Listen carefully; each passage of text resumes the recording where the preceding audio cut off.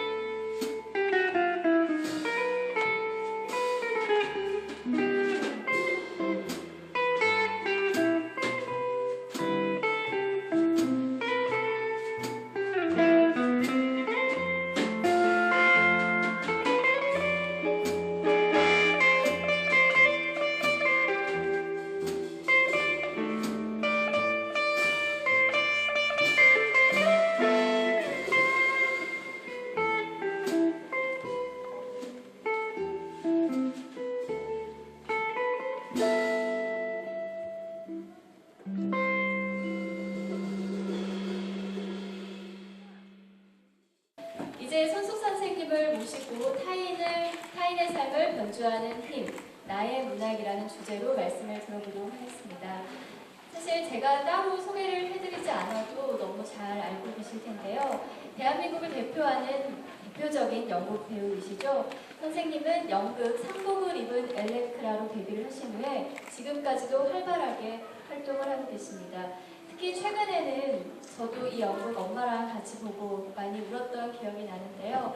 엄마를 부탁해 그리고 어머니라는 연극을 통해서 많은 분들의 마음을 따뜻하게 해주셨습니다. 이제 손숙 선생님 모시고 진솔한 얘기 들어보도록 하겠습니다. 여러분 큰 박수로 선생님 맞아주시기 바랍니다. 안녕하세요. 반갑습니다. 정말 아름다운 토요일 같아요.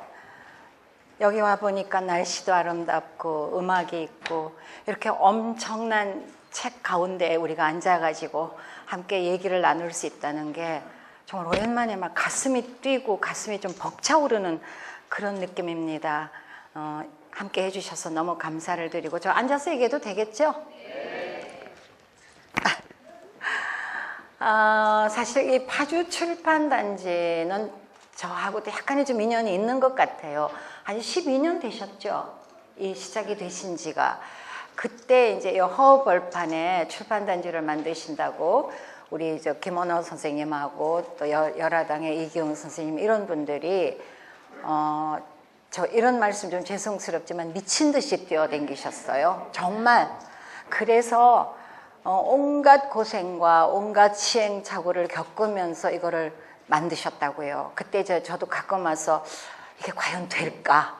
어떤 그런 우려, 그런 걱정, 그러나 또 한편의 기대 이런 걸로 이제 이렇게 지켜봤는데 야, 이렇게 엄청난 걸 이루었다는 게 정말 믿어지지가 않아요. 사람이 뭔가를 결심하고 뭔가에 빠지면은 엄청난 거를 이룰 수가 있구나. 그런 거를 저는 새삼 느꼈고 이 이제 북소리 시작한 지도 4번째인데 첫 번째만 해도 이게 과연 될까? 그런 걱정이 있었는데 약간 이렇게 미친 사람들이 있어야 되는 것 같아요. 세상은. 저는 어떻게 이 자리에 오게 됐느냐. 저는 그냥 연극 배우라기보다가 문학 소녀였었어요. 제가 고향이 이제 밀양이라고 말씀을 드렸는데 제가 초등학교 1학년 때 6.25 전쟁이 일어났어요. 그러니까 제 나이가 나오죠. 1950년에 이제 전쟁이 일어났는데 초등학교 입학하자마자 제가 3월에 입학을 했는데 6월에 전쟁이 났잖아요. 그러니까 그때부터 아무것도 할 수가 없었어요. 뭐 우리는 그 밀양이라는 곳은 전쟁의 가운데 소용돌이에 휩싸이지는 않았는데 어쨌든 이제 전쟁이 나고 막 피난민들이 물밀듯이 내려오고 그래서 저는 입학하자마자 아직 제대로 정신도 차리기 전에 우리 학교는 군인들이 와서 뭐 육군병원을 만들고 우리는 그냥 1학년부터 학교에서 쫓겨났어요. 쫓겨나가지고 졸업하는 6년 동안을 그냥 이렇게 학교도 없이 정처 없이 떠돌아다니면서 여름에는 뭐 그냥 강변 솔밭에서 칠판 걸어놓고도 공부를 했고 겨울에는 머리에 칠판을 이고 다니면서 그렇게 공부하던 시절이었어요. 그러니까 문화나 뭐 어떤 그런 정서적인 그런 거는 전혀 찾아볼 수도 없고 그때는 밥 먹기도 너무너무 힘들었던 시절이고 뭐 전쟁이 있고 그렇기 때문에 할 수 있는 일이라는 게 사실 별로 없었어요. 그러니까 자연과 뭐 우리는 어렸기 때문에 그게 불행하다, 힘들다 그런 거는 사실 몰랐지만은 자연과 그 다음에 그냥 뛰어노는 거 이거밖에는 할 수 없었던 그런 시절이었는데 저희 할아버지가 일제시대 때 이제 소위 말하는 와세다 대학을 나오셨어요. 그래서 집에 책이 좀 많이 있었던 것 같아요. 근데 그거는 제가 읽을 수 있는 그런 책들은 아니었고 이제 할아버지가 이제 약간 지적인 수준이 있으셨기 때문에 늘 신문을 받아보셨어요. 시골에서 오는 신문은 일간지가 뭐 매일 착착 배달이 되는 게 아니라 한 2, 3일씩 늦게도 오고 그때는 또 뭐 교통수단이 나쁘니까 아무튼 뭐 신문이 왔어요. 저녁 때도 오고. 그러면 이제 집에 이렇게 신문이 쌓여 있으면 제가 한글을 읽기 시작하면서부터는 할 일이 없으니까 할아버지가 보시는 신문을 이렇게 이제 들춰보기 시작한 거예요. 글을 아니까 한글을 이렇게 거기에 나오는 그때는 또 신문에 굉장히 한문이 많았어요. 거의가 다 한문이었는데 유일하게 한글로 돼 있는 게 신문에 나는 연재 소설이었어요. 여러분 잘 모르실 거예요. 옛날에는 신문에 다 연재 소설이 있었어요. 그것만 한글로 돼 있었어요. 그래서 제가 읽기 시작한 게 신문의 연재 소설을 읽기 시작한 거예요. 무슨 뜻인지도 모르죠. 그냥 읽는 거예요. 할 일이 없으니까 집에 있으면은. 이제 그거를 읽기 시작했는데 우리 언니가 저보다가 8살 위에 언니가 있었기 때문에 제가 초등학교 거의 이제 5학년, 6학년 때는 언니는 대학생이었어요. 대학생이었고 이제 중고등학교 대구로 유학을 가 있었기 때문에 방학에 오거나 그러면 이제 언니가 읽는 소설책이 있었어요.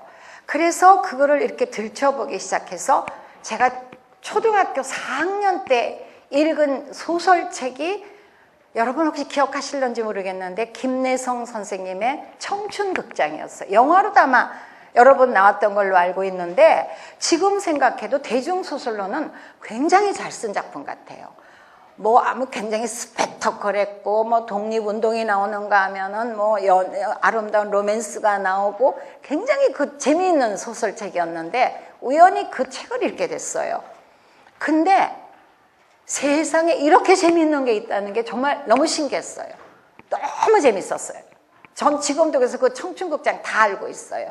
백영민, 오유경, 허은옥의 삼각관계에서부터 시작해갖고 너무 재밌어가지고 다락이나 어디에 들어가면은 하루 왼종일 그걸 읽었던 생각이 나요. 우리 언니가 이제 읽다가 버린 거기 때문에 뭐 뒷장에 좀 떨어진 것도 있고 뭐 어떤 그런 책들이 있었는데 그래서 읽는 거에 대한 어떤 재미랄까 거기에 눈을 뜨기 시작했던 것 같아요. 그래서 그 책을 읽은 어떤 느낌이랄까 그 가슴 떨림이 너무나 오래 갔기 때문에 제가 나중에 처음 일본 여행을 가가지고 그 청춘극장에 나오는 그 백영민과 오유경이 사랑했던 장소를 찾아갔던 적이 있어요. 아담이라는 온천장을 그것 때문에 순전히 찾아가서 거기 바닷가에 앉아서 하염없이 그 바다를 바라봤던 기억이 있어요. 그 책이 주는 어떤 감동, 느낌, 어떤 그런 거는 엄청난 힘이 있다고 저는 생각을 합니다. 그렇게 해서 이제 그 읽는 거에 재미를 붙이기 시작했는데 시골은 읽을 거리가 거의 없었어요. 우리 고향에 밀양에 딱 시내에 책방이 하나 있었는데 거기에 이제 가면은 그때 어떤 월간지들이 어린이 월간지들이 나왔냐면 세벗이라든가 학원이라든가 이런 이제 월간지들이 나왔었어요. 그거를 사기 위해서 그게 예를 들어서 30일 날 나온다면 저는 25일부터 매일 그 책방을 갔던 생각이 나요. 책 나왔어요? 세벗 왔어요? 그것 기다리는 재미로 한 달을 저는 살았던 것 같아요. 엄마한테 그 책값 얻으려고 얼마나 울고불고 그래서 그거 책을 빌려서 이제 그 책을 사서 읽었던 세벗이라든가 학원에 대한 어떤 그 이제 월간지에 대한 추억. 그 다음에 어떤 책이 한 권 보고 싶은데 친구가 이제 그걸 갖고 있어요. 그럼 어느 비 오는 날은 그 책을 읽기 위해서 정말 비를 그대로 맞으면서 그 친구 집을 20분간 그 어린애가 걸어갔던 기억이 나요. 책을 구할 수가 없었기 때문에 늘 갈증이랄까 그 책에 대한 갈증이 있었어요. 근데 요즘에 이 엄청난 책과 이렇게 읽고 있는 아이들 보면은 정말 부러워요. 얘네들은 정말 복이 많은 아이들이구나. 그렇게 해서 제가 초등학교를 졸업하고 전쟁의 와중에 우리 어머니가 저희들을 서울에서 공부시키려고 아무 대책 없이 저희들을 끌고 서울로 올라오셨어요. 우리 어머니는 굉장히 그냥 교육을 못 받은 그런 분임에도 불구하고 교육열이 굉장히 높으셨어요. 근데 그거는 왜 그러냐면은 우리 아버님이 워낙 그 재주가 좋은 분이라 부인이 3명이 있었어요. 그 저희 집은 소위 말하는 종갓집이었는데 우리 어머니는 이제 종부예요. 16세 시집을 오셨는데 우리 아버님하고 이제 동갑이시라서 두 분이 16세 결혼을 하시자마자 우리 아버지는 그때부터 일본 유학을 가셔가지고 그때부터 가출하셔서 오늘까지 안 들어오셨어요. 근데 그런 상황이니까 저희 어머님은 층층시아 시집살이에 아무 바랄 거는 저희 3남매밖에 없으셨어요. 우리 아버님은 뭐 거의 얼굴도 한번 제대로 못 보던 그런 상황이었으니까. 그러니까 우리 어머니의 일편단심 소원은 뭐냐면은 내 새끼들을 공부시켜야 된다. 내가 이렇게 당하는 거는 내가 제대로 배우지 못했기 때문에 이렇게 이제 남편한테 이런 대접을 받는다. 이게 우리 어머니의 모든 어떤 그 평생의 한이셨고 소원이셨어요. 그래서 그 시골에서 그 당시에 어린 우리 3남매를 이끌고 아무 대책 없이 서울로 올라오신 거예요. 무작정 상경이죠. 그러니까 우리를 공부시키겠다는 일념에 우리는 그냥 이제 아무 생각 없이 엄마한테 끌려온 거예요. 그래서 서울에 와서 이제 중학교 여중을 들어갔어요. 그랬는데 학교를 들어갔더니 그때는 경상도 사람들이 거의 없었어요, 서울에. 그래서 학교를 들어갔는데 제가 얘기만 하면 애들이 뒤집어지는 거예요. 사투리를 제가 쓰니까. 사투리가 경상도 사투리, 지금 우리 김원호 사장도 얘기하셨지만 안 고쳐져요. 서울에 저렇게 와서 오래 사셔도 저 경상도 사투리 그냥 쓰시거든요. 그러니까 제일 안 되는 게 쌍시옷 발음, 싸움, 쌀, 이거 안 돼요. 경상도 말은 잘 안 돼요. 그 다음에 어와 으 발음이 안 돼요. 음악을 어막이라고 그래. 그런 어떤 안 되는 발음들이 있어요. 근데 고치는 그걸 보면은 전라도에서 오신 분들은 굉장히 빨리 고치세요. 리듬이 조금 다른 것 같아. 경상도는 억양이 워낙 세기 때문에 잘 안 고쳐져요.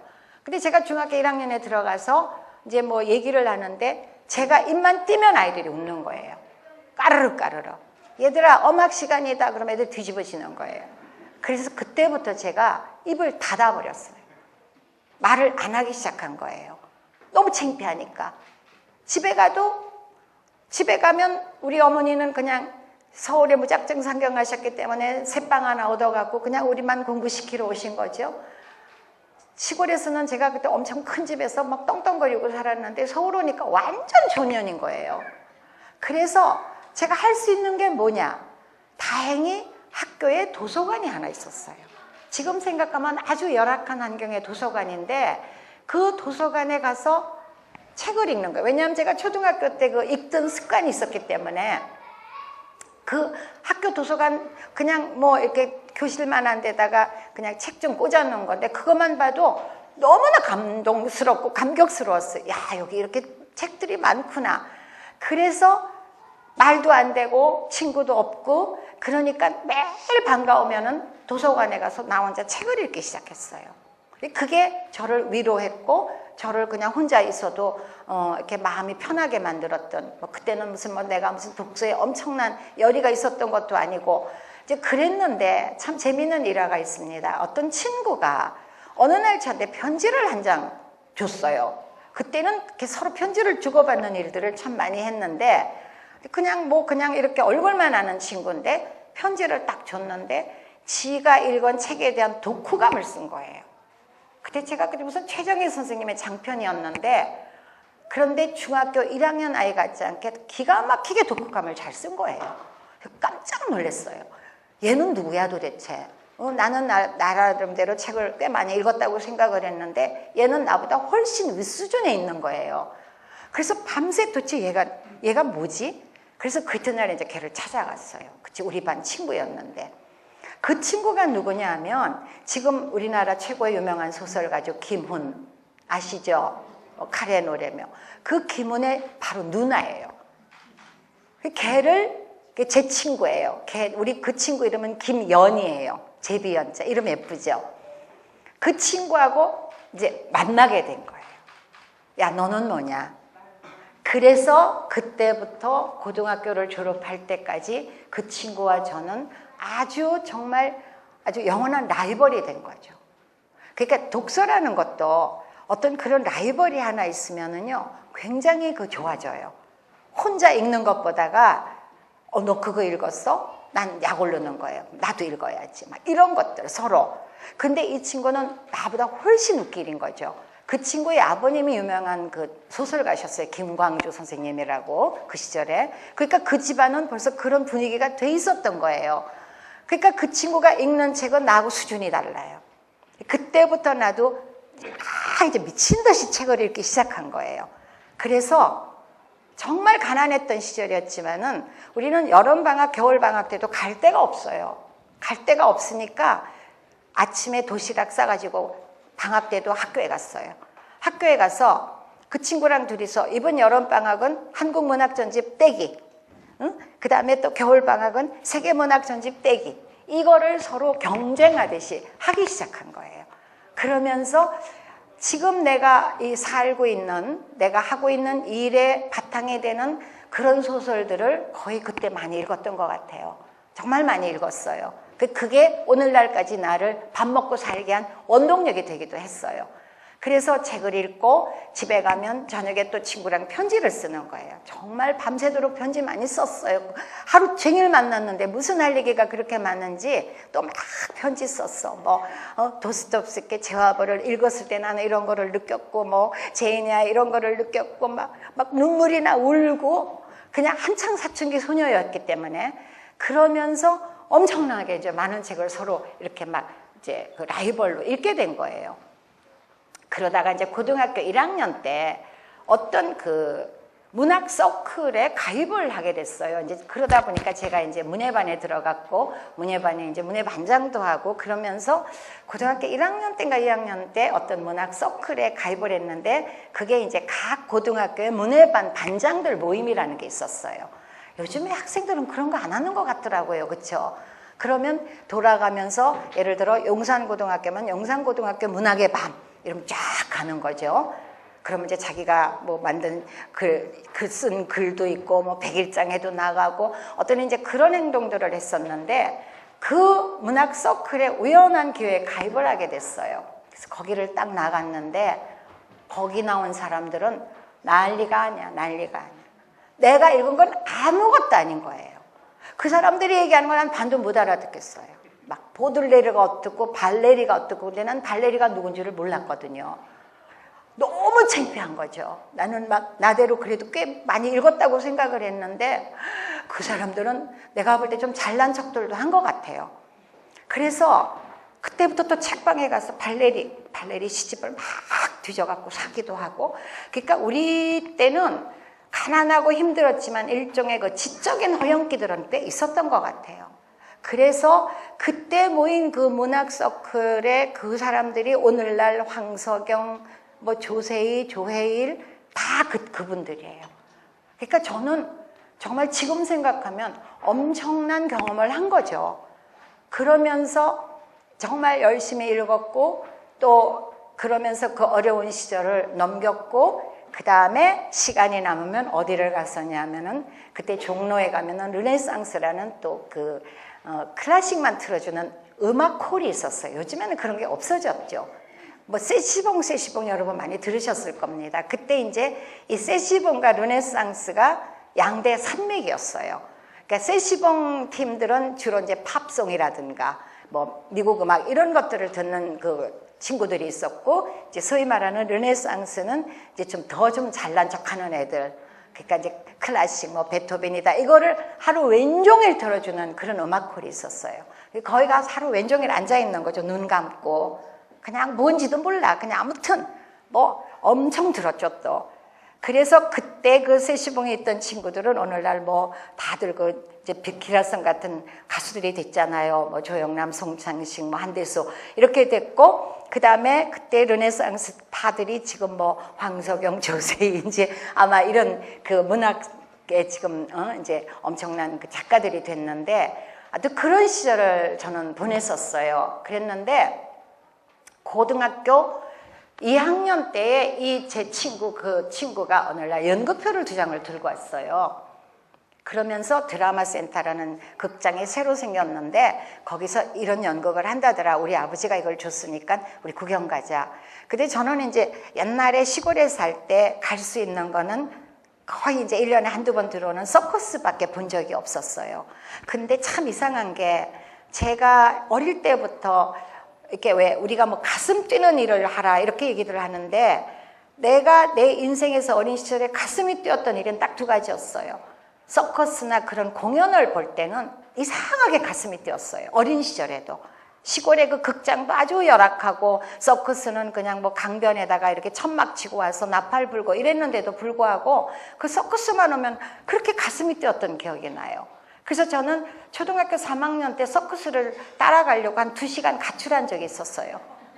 그게 너무 신기한 거예요. 그 서커스 그 아이들이 이렇게 리본 메고 나와서 줄 타고 이런 거 보면은, 그리고 나팔 불고 이러면 미칠 것 같은 거예요. 그래서 그 서커스가 와가지고, 서커스가 갈 때까지는 저는 학교도 가기가 싫었어요. 늘 그 천막 주변을 맴돌았어요. 조그만 게. 그래서 어느 날 하루는 서커스를 따라가려고 보따리를 싸갖고 나왔어요. 아무한테도 얘기를 안 하고. 그래서 그 천막을 찾아서 가는데 우연히 친구를 만났어요. 그랬더니 너 어디 가니? 그래서 나 서커스 따라가려고 그런다 그랬더니 그 친구가 서커스를 따라가면은 하루에 식초를 한 사발씩 먹인다는 거예요. 그 뼈가 노골해지라고. 지금도 아직 저는 확인을 못 해봤어요. 진짜 그렇게 먹이는지. 근데 그게 어린 나이 너무 무서웠어요. 초등학교 3학년 때인데. 그래서 가출한 지 2시간 만에 도로 집으로 들어갔어요. 그때 아마 제가 따라갔더라면 지금 또 어떤 인생이 됐을까. 지금 뭐 동춘 서커스 단장 좀 되지 않았을까. 그래서 아무튼 그 가슴이 울렁이던 그런 추억이 있었는데, 그리고 무대가 저는 늘 이렇게 객석에 앉아서 무대를 볼 때 그렇게 가슴이 뛰었어요. 막이 이렇게 내려와 있으면, 요즘에는 이제 막 없는 극장들도 많이 있지만 막이 이렇게 약간 들리잖아요. 들리면 그 막 사이로 이제 그 배우들이, 출연자들이 뭐 연습하느라고 준비하느라고 왔다 갔다 하면 이렇게 이 신발이 좀 보이기도 하고 그래요. 어린 나이에 그거를 들여다보면서 막 가슴이 두근거렸던 생각이 나요. 저 막 안에는 어떤 인생이 있을까? 어떤 세상이 있을까? 이게 너무 궁금했어요. 그러니까 그때부터 어떤 미지에 대한 호기심이 굉장히 강했던 것 같아요. 저는 꿈이 한때는 버스 차장이었어요.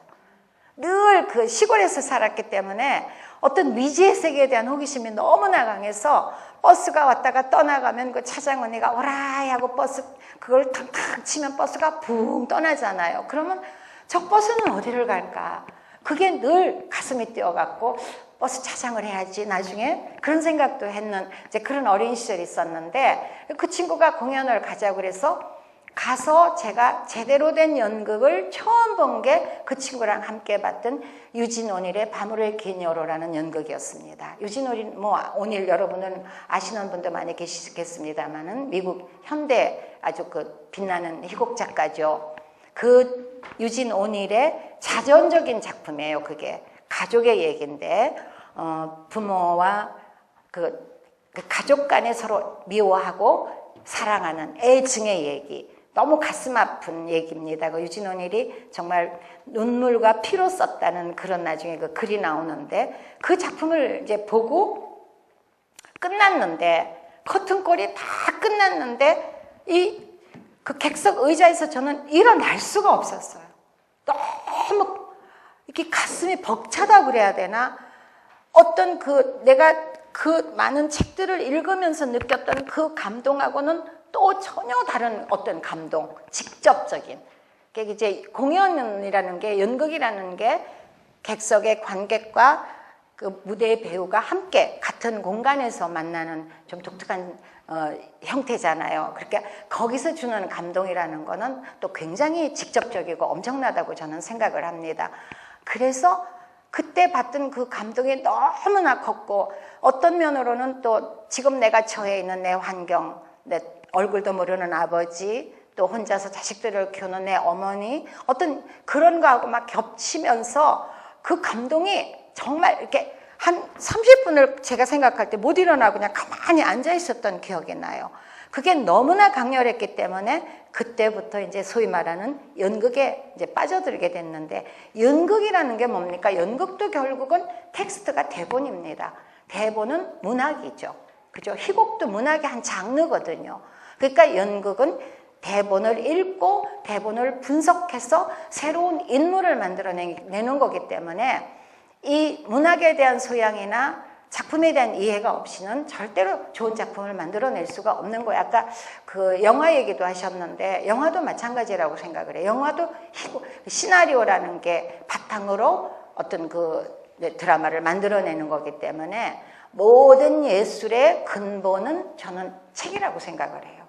이 책에 대한 독서를 하지 않는 예술가들은 절대로 크게 저는 성공할 수가 없다고 생각을 합니다. 그리고 그건 근본이고 기본이기 때문에. 그래서 이제 저는 나중에 이제 연극을 시작했고 오늘날까지 연극 배우로 살게 됐지만은, 내가 50년 동안 이런 무대를 지키면서 작품을 분석하는 능력, 그리고 또 그런 거는 내가 읽었던 어떤 독서의 힘이라고 저는 생각이 들어요. 그래서 아무튼 그 독서라는 거는 무슨 취미, 그게 아니라 인간이 그냥 해야 되는 일, 그런 거요라고 생각을 하는데, 이제 점점 그 힘이 없어져 버리는 게 너무 안타깝다는 거죠. 제가 어디 읽었는 책 중에서, 얘기 중에서 문화와 경제는 쌍두마차라는 얘기가 있더라고요. 저는 거기에 굉장히 공감을 하는데, 경제만 먼저 계속 달려간다면 이 바퀴는 같이 굴러갈 수가 없는 거 아니겠습니까? 그래서 지금 우리 사회가 안고 있는 이런 모든 문제들의 근간은 저는 경제만 너무 앞서갔기 때문이 아닌가. 그래서 모든 것들이 어긋나기 시작하고 그게 지금의 어떤 많은 문제들, 문제거리가 되는 거 아닌가, 그런 생각을 많이 하게 되는 거죠. 책이라는 거는 가장 비용을 적게 들이면서 가장 저는 그 어떤 고가의 많은 것들을 만들어내는 것, 사람한테. 그게 책이 아닌가 저는 생각을 합니다.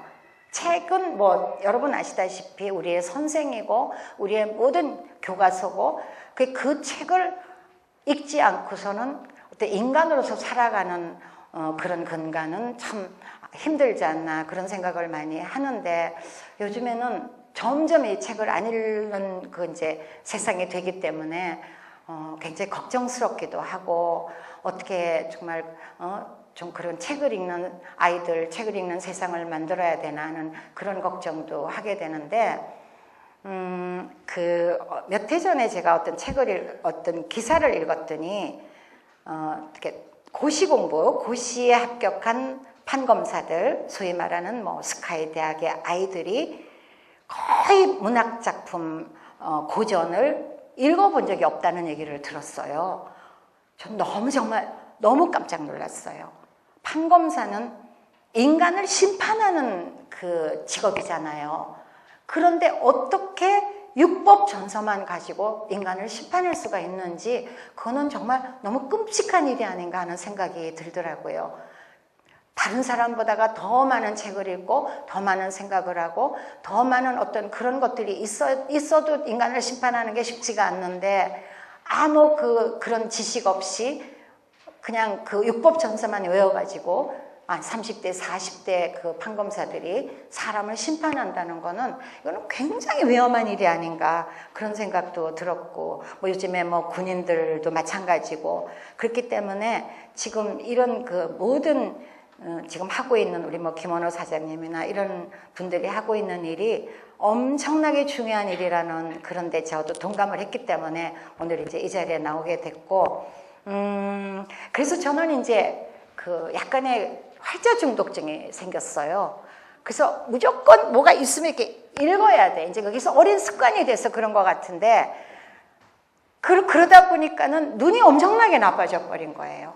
그래서 저는 이제 맨날 내 꿈이 뭐냐면, 이제 그냥 바쁘게 살다 보니까 조금 나이가 들면은 이제 정말 내가 안 읽었던 저 책들, 읽고 싶었지만 시간이 없어서 읽지 않았던 책들을 읽으면서 이제 내 여생을 마치리라, 그런 꿈이 있었는데, 눈이 엄청나게 나빠져가지고 저는 그 책을 들면은 거의 그 밤을 새야 되는 어떤 습관이 있는데, 한 30분만 읽으면 또 안경을 뺐다가 벗었다가 하면서 제가 어느 날 하나님한테 그랬어요. 하나님, 나이가 들면서 다 가져가시도 눈은 주시지.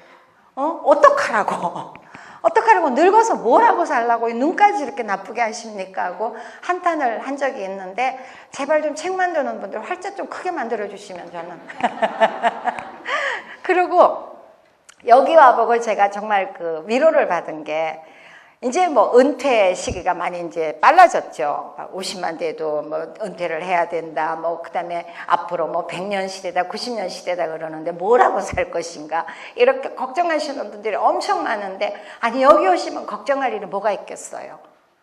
저기 다 공짜잖아요. 저기 앉아서 책 하루 종일 읽어도 아무도 얘기 안 하시더라고요. 그러니까 이 많은 책, 내가 읽고 싶은 책 이거 읽고, 그 다음에 뭐 권독사라고 그러셨어요? 권독사? 자원봉사 하시는 분들 계시죠? 한 일주일에 한 몇 시간 책을 뭐 권해드리고 또 안내해드리는 그런 자원봉사 하시면은 정말 아름다운 여생을 저는 보내실 수가 있는 거 아닌가, 그런 생각이 들어서 저도 여기 와서 너무 좋았어요. 이제 조금 더 있다가 제가 이제 일이 없어지면 이제 여기 와서 살아야지. 책도 읽고 또 일주일에 몇 번 또 그 권독사도 하면서 자원봉사도 하고 또 혹시 원하는 분들이 있으면은 제 직업이 배우기 때문에 낭독도 해드리고 정말 멋진 삶을 멋진 여생을 보낼 수가 있겠구나 하는 어떤 그런 막 희망사항 때문에 또 가슴이 두근거리는 거예요. 책이라는 거는 우리의 인품을 만들어주고 인간을 만들어주고 아무튼 엄청난 거를 많이 다 줄 수 있잖아요. 우리가 얻지 못하는 것들을 그냥 뭐 한 권의 책을 통해서 읽을 수 있다는 게 너무나 감사한 일이라는 거 다시 한번 느꼈고, 그래서 제가 겪었던 경험을 여러분들하고 조금이라도 나누고 싶어. 저는 그냥 이런 책 읽는 분들, 책 만드는 분들에 비하면 그냥 여러분과 똑같이 책만 좀 사랑하는 어떤 그런 사람으로서 그냥 같은 어떤 얘기를 나누고 싶어서 이 자리에 나왔다는 거 말씀을 드리고, 인품이죠. 인성이고 그거를 만드는 게 책이 아닐까 싶습니다. 연극이라는 거는 모든 게 대본으로 시작해서 대본으로 끝나죠. 그래서 가장 멋진 배역을 만들어서 관객들한테 정확하게 전달하는 거. 그게 연극의 가장 중요한 점은 말과 몸이죠. 몸짓, 시적인 몸짓을 만들어내고 정확한 우리 국어로 여러분들한테 어떤 인물을 설명해주고 여러분들한테 감동을 주는 거기 때문에 모든 텍스트는 대본이다. 그래서 정확한 국어를 또 만들어 드리는 우리는 의무가 있다고 생각을 합니다. 그래서 저는 맨날 이제 기회가 있으면 정치하는 분들한테 연극을 교과서에 기본으로 좀 넣어달라. 그게 제가 연극 배우로서 하는 얘기가 아니라 우리의 국어를 아름답고 품위 있고 정확한 국어를 쓸 수 있는 방법은 연극이라는 것을 통해서 할 수 있다고 저는 생각을 합니다. 그게 말로 하는 예술이라는 거는 연극밖에 없지 않습니까? 우리 국어를 정확하게 듣고 읽기 쓰기를 할 수 있는 게 연극이라고 생각을 하고, 또 연극은 이제 제가 뭐 이렇게 여기 책 얘기를 하러 왔습니다만은 이제 그 마찬가지 근간이니까 연극은 민주주의의 교육을 할 수 있는 아주 훌륭한 행위라고 생각을 해요. 연극은 모여야 되잖아. 이렇게 모여서 배역을 만들어내고 모든 사람들이 함께 모여야 되는 거예요.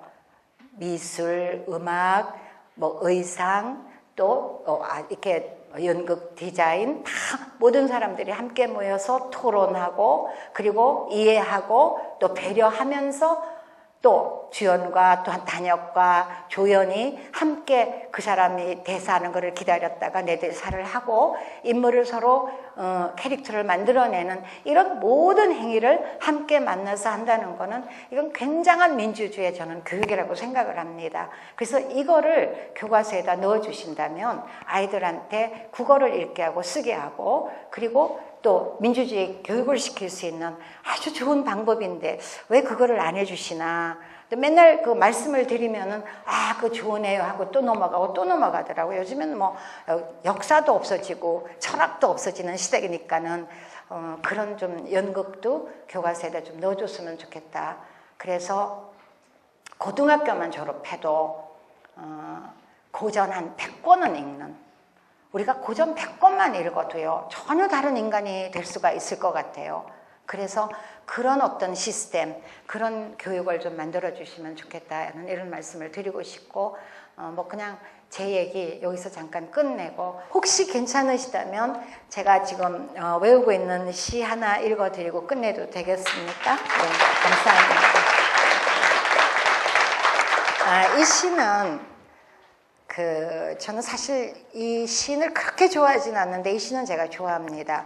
여러분 아시죠? 노천명 시인, 뭐 교과서에도 나오죠. 사슴이 있지만 남사당이라는 시인데 우리 한 시절 전에, 그러니까 우리의 선배들이죠. 제가 하고 있는 이 연극의 선배들이 어떤 인생을 살았는가 하는 게 너무 잘 나와 있어서 제가 좋아하는 시예요. 남사당, 노천명. 나는 얼굴에 분칠을 하고 3단 같은 머리를 따내린 사나이. 초립에 쾌자를 걸친 조라치들이 날라리를 부는 저녁이면 나는 다홍치마를 두르고 향단이가 된다. 이리하여 장터 어느 넓은 마당을 빌어 남포불을 돋은 포장 속에서 내 남성은 10분 굴욕된다. 산 넘어 지나온 어느 동네에는 은반지를 사주고 싶은 고운 처녀도 있었건만 다음 날이면 떠남을 짓는 처녀야 나는 집시의 피였다. 우리들의 소도구를 실은 노새의 뒤를 따라 산딸기 이슬을 털며 길을 오르는 새벽은 구경꾼을 부르는 조라치의 나팔소리처럼 슬픔과 기쁨이 섞여 핀다. 그 전국을 떠도는 그죠 남사당이 우리 한 시대 전에 이제 선배였죠. 그 공연을 위해서 전국을 떠도는 어떤 힘들고 고생스러운 그 남사당들의 어떤 그 애환을 실어준 게 돼갖고 굉장히 가슴에 와닿는 시더라고요. 제가 잘 외우고 있었는데 오늘 좀 긴장한 것 같아요. 여러분들 앞에서 죄송합니다. 오늘 너무 감사합니다. 예.